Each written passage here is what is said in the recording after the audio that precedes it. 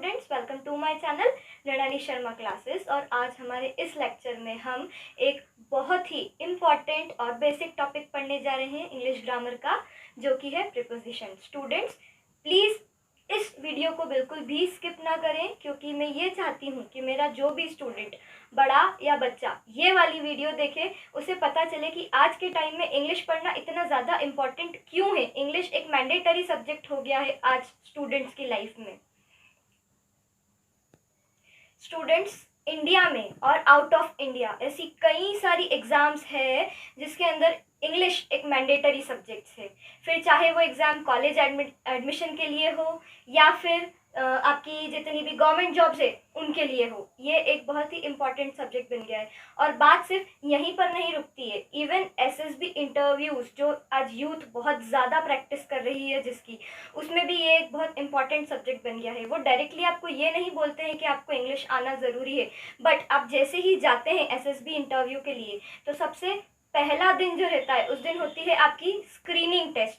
ठीक है, स्क्रीनिंग में आपको इंग्लिश आना ज़रूरी है। फिर अदर डेज में आपके अलग अलग टेस्ट होते हैं, लाइक पीपीडीटी, डब्ल्यूएटी, टीएटी, इन सब के लिए आपको इंग्लिश आना बहुत ज़्यादा ज़रूरी है। और यहाँ पर ही नहीं, इवन जो प्राइवेट जॉब के इंटरव्यूज़ रहते हैं उन्होंने इसे मैंडेटरी बना दिया है that the applicant must be very thorough with English. उन्हें इंग्लिश आना बहुत ज़्यादा ज़रूरी है। ऐसा क्यों स्टूडेंट्स? इंग्लिश ही क्यों पढ़ना ज़रूरी है, हिंदी क्यों नहीं? तो दोस्तों एक बात सोचिए, हमारे देश में जितनी डाइवर्सिटी इसके रंगों में है, इसके लोगों में है, अलग अलग प्रकार के लोग यहाँ पर मिलते हैं आपको। अलग अलग स्टेट्स हैं यहाँ पर, और उन स्टेट्स में, उन राज्यों में अलग अलग लैंग्वेज बोली जाती है। एक स्टेट से दूसरे स्टेट में लैंग्वेज ऐसे चेंज होती है। तो क्या हमारे लिए इस टाइम पर पॉसिबल है क्या कि हम हर एक लैंग्वेज को, हर स्टेट की लैंग्वेज को अलग अलग पढ़ें? और दूसरी तरफ इंग्लिश एक ऐसी लैंग्वेज है जो आधी से ज़्यादा दुनिया में बोली जाती है। स्टूडेंट्स, देशभक्ति की बात नहीं है यहाँ पर। मैं एनसीसी में हूँ, even I am a patriot for my country, but English के लिए मैं ऐसा इसीलिए बोल रही हूँ क्योंकि उन 30 से ज़्यादा अलग अलग लैंग्वेजेस को पढ़ने की ज़रूरत ना पड़े, इसीलिए एक कॉमन लैंग्वेज पढ़ ली जाए जो कि है इंग्लिश, जिससे हम आसानी से अपने थॉट्स, अपने विचार दूसरों तक पहुंचा सकते हैं। सिर्फ इस देश में ही नहीं, इवन पूरी दुनिया में, राइट? अब इंग्लिश पढ़ी कैसे जाए? तो स्टूडेंट्स एक बात याद रखिए कि जो शुरुआत ही नहीं करेगा वो जीतेगा कैसे, उसे मंजिल कैसे मिलेगी? सो स्टूडेंट्स एंड फ्रेंड्स, अगर इंग्लिश आपके मार्क्स डुबो रही है तो वो आप ही हैं जो उसे एक ब्रह्मास्त्र की तरह यूज़ कर सकते हैं अपना रिजल्ट इम्प्रूव करने के लिए। सो स्टूडेंट्स, अब हम फाइनली हमारा लेक्चर स्टार्ट करते हैं। सो स्टूडेंट्स, प्रेपोजिशन से हम क्या समझते हैं? वो वर्ड्स जो नाउन और प्रोनाउन, संज्ञा या सर्वनाम की जगह बता रहे हैं, प्लेस बता रहे हैं कि वो नाउन या प्रोनाउन कहाँ पर है, उन्हें हम बोलते हैं प्रपोजिशन। ठीक है, इसके लिए कुछ दो एग्जाम्पल्स है। The cat is in the basket. ठीक है, बिल्ली डलिया में है। ठीक है, तो यहाँ पर इन जो हो जाएगा हमारा प्रेपोजिशन हो जाएगा। बिल्ली कहाँ पर है? डलिया में। Okay, the elephant is under the elephant is under the tree, यानी एलिफेंट जो है पेड़ के नीचे है, अंडर द ट्री। पर स्टूडेंट्स, प्रॉब्लम पता है कहाँ पर आती है कि अभी हमें पता ही नहीं है कि कहाँ पर कौन सा प्रेपोजिशन यूज करना है। इसीलिए कुछ बेसिक वर्ड्स हैं प्रेपोजिशन में, यदि आपने उन्हें ढंग से पढ़ लिया, उन्हें ढंग से समझ लिया, तो फिर आपको प्रेपोजिशन में कोई प्रॉब्लम नहीं आएगी। आपका पूरा प्रेपोजिशन वाला पार्ट जो है वो कवर हो जाएगा। ओके स्टूडेंट्स, अब हमारा सबसे पहला प्रेपोजिशन है अबव। अबव से हम क्या समझते हैं कि कोई चीज़ हमारे ऊपर है बट हमसे टच नहीं है। यदि हम लेयर की बात करें तो ये पहली लेयर, उसके ऊपर दूसरी लेयर, पहली परत, उसके ऊपर दूसरी परत, पर ये दोनों परतें टच नहीं कर रही है, एक दूसरे को छू नहीं रही है, इसीलिए हम अबव का यूज करते हैं। इसका example, the sun is above our heads. सूरज हमारे सर के ऊपर है, हमारे सर पे नहीं रखा है, हमारे सर के ऊपर है, इसीलिए हम यहाँ पर अबव का यूज करते हैं। नेक्स्ट है ऑन। ऑन का मतलब मतलब पर, और वो वाला ऑन यहाँ पर टच हो रहा है, ठीक है, छूते हुए बिल्कुल। इसका एग्जाम्पल लेते हैं, the pen is on the table. यहाँ पर पेन टेबल पर रखा है, मतलब वो पेन उस टेबल से टच है, ठीक है। नेक्स्ट, आफ्टर के बाद, मतलब मेरे बाद, ठीक है। 59 कम्स आफ्टर 58, 58 के बाद में 59 आता है, ठीक है। नेक्स्ट है हमारा प्रपोजिशन बिफोर। अभी हमने आफ्टर पढ़ा, नेक्स्ट है हमारा बिफोर। बिफोर से हम क्या समझते हैं कि पहले, मेरे बाद में, अब मेरे पहले, okay. She came before me, वो मेरे पहले आई, ठीक है। शी केम बिफोर मी, वो मेरे पहले आई। नेक्स्ट, बिटवीन, अब आफ्टर हो गया, बिफोर हो गया, अब आता है बिटवीन, मतलब बीच में, ठीक है। इसका एग्जाम्पल है, व्हाट कम्स बिटवीन 3 and 5, मतलब 3 और 5 के बीच में क्या आता है, ठीक है। 3 और 5 के बीच में क्या आता है, ये पोजीशन बता रहा है।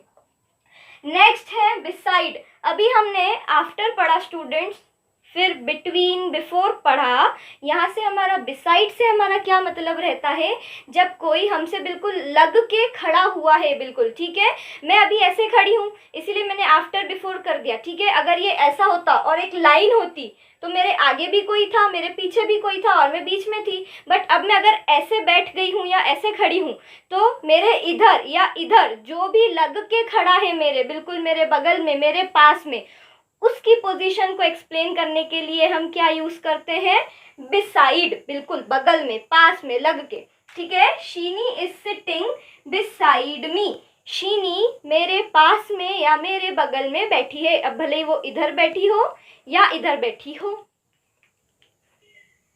ओके स्टूडेंट्स, अब हमारा नेक्स्ट प्रीपोजिशन है इन और इनटू।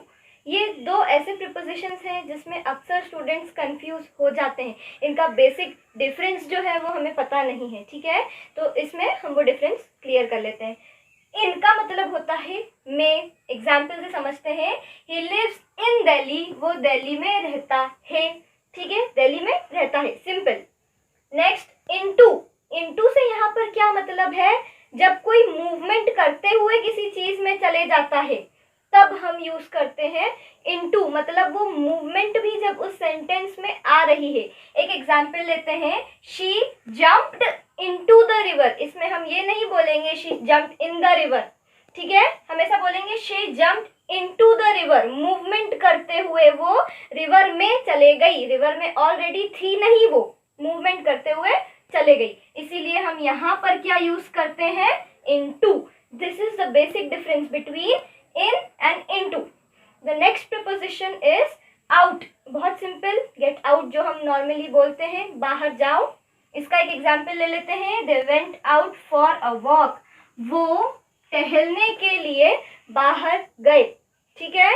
नेक्स्ट आता है हमारा बाय। अच्छा, यहाँ पर भी वापस से ये दो prepositions हैं, दोनों में से और से का यूज हो रहा है, पर दोनों का काफी अंतर है, दोनों में काफी अंतर है, जमीन आसमान का, ठीक है। पहले वाले से मतलब बाय से हमारा मतलब है कि हम किसी की हेल्प से कोई काम कर रहे हैं या किसी की मदद से, ठीक है। Say, would you like to travel by bus, क्या आप बस से सफर करना पसंद करेंगे। यहाँ पर इस बाय का मतलब, इस से का मतलब ये है कि क्या आप बस की मदद से ट्रेवल करना पसंद करेंगे। The next one is from. From भी से होता है, पर यहाँ पर इस से का क्या मतलब है, किसी चीज से अलग हो जाना। एग्जाम्पल, जिल फॉल डाउन फ्रॉम द हिल। जिल पहाड़ी से नीचे गिर गया, मतलब पहाड़ी से अलग हो गया है वो, ठीक है। इसीलिए यहाँ पर हम फ्रॉम का यूज करते हैं, ना कि बाय का, ठीक है। The next one is with, के साथ में, ठीक है। इसका हम इन पर्सन यूज करते हैं। गीना विल गो विथ शुभी, मतलब गीना शुभी के साथ जाएगी। विथ से यहाँ पर ये मतलब है। ओके स्टूडेंट्स, अब हमारा नेक्स्ट प्रपोजिशन है अमंग। अमंग से हम क्या समझते हैं कि हमें कुछ एक भीड़ दे दी है, उसमें से हमको जब किसी एक को चूज करना रहे तो हम हिंदी में बोलते हैं तुम में से, ठीक है। इंग्लिश में उसके लिए हम अमंग यूज करते हैं। Example, who is the youngest among you, तुम सब में से सबसे छोटा कौन है। सबसे छोटे के लिए हम यंगेस्ट यूज करते हैं इंग्लिश में, okay. Next is at. At का यूज हम कब करते हैं, जब हम किसी चीज को टारगेट बना के बोल रहे हैं, फोकस बना के बोल रहे हैं। एट मतलब इस पर, ऐसा। इसका एग्जाम्पल है the boy through stone at the dog, मतलब लड़के ने कुत्ते पर स्टोन फेंका, उसे फोकस बना के, जो कि बहुत गलत बात है, ओके। Next for. फॉर से मतलब है हमारा के लिए, किसी काम के लिए या किसी चीज के लिए, किसी इंसान के लिए, okay. She brought dress for me, वो मेरे लिए ड्रेस लाई। अब यहाँ पर हम ऐसा तो नहीं बोल सकते मेरे के लिए ड्रेस लाई, हम यही बोलेंगे मेरे लिए ड्रेस लाई, राइट। बट इसका बेसिक मीन जो निकलता है वो यही है, के लिए। नेक्स्ट है हमारा अप। अभी हमने कई सारे ऊपर पढ़ लिए हैं। इस अप से हमारा क्या मतलब है, जब हम पूरे किसी बॉडी की बात कर रहे हैं जो ऊपर है या ऊपर जा रहा है, ठीक है, उस वक्त हम इसका सिंपली यूज करते हैं। हमारे ऊपर कोई चीज नहीं है, ऐसा नहीं। जब कोई मूवमेंट में ऊपर जा रहा है या कोई चीज ऊपर है, ऐसा, ठीक है। एग्जाम्पल, ही वेंट अप, वो ऊपर गया, सिंपल, ठीक है। नेक्स्ट है हमारा of.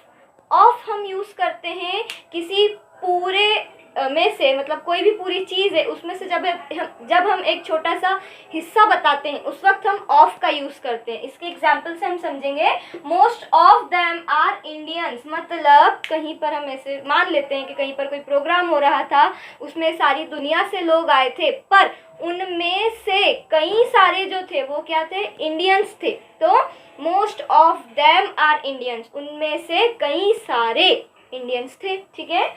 Next is under. Under से हम समझते हैं जब कोई चीज किसी के नीचे रखी हो, जब वो टच नहीं कर रही है, बस उसकी छाया में है वो चीज, उस वक्त हम अंडर का यूज करते हैं। इसका एग्जाम्पल है the puppy is under the table, मतलब जो पपी है छोटा सा वो टेबल के नीचे है, इसीलिए हम अंडर का यूज करेंगे।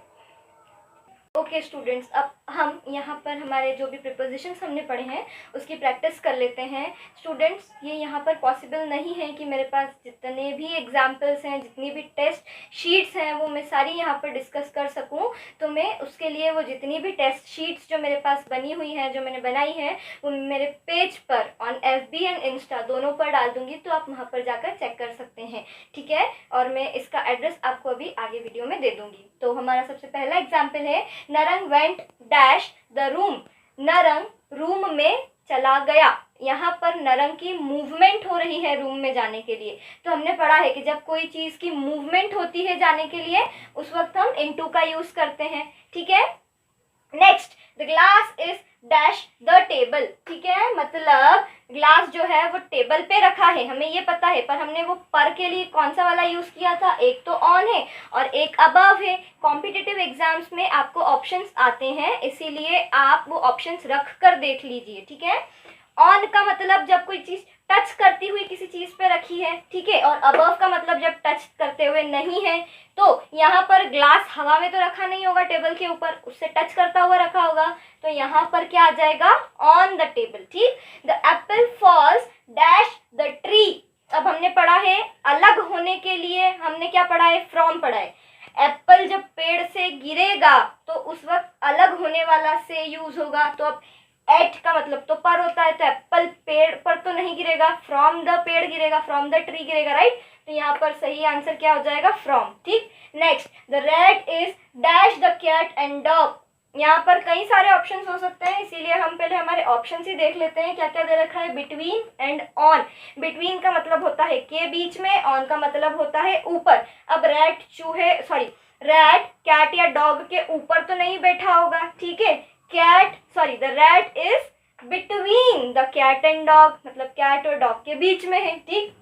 The sun is dash our heads, मतलब सूरज हमारे सिर के ऊपर है। अब ऊपर कैसे है, अबव या ऑन, अबव, इसलिए अबव सही है।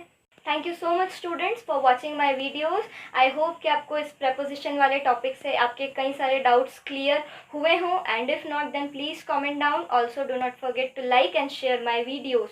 Please also subscribe my channel for more such videos. आप ऐसे और कई सारे knowledgeable practice sheets and facts के लिए मुझे इंस्टाग्राम पर फॉलो कर सकते हैं @_Mrinali_Sharma_classes, and also like my page on FB @Mrinali_Sharma_classes. Thank you so much.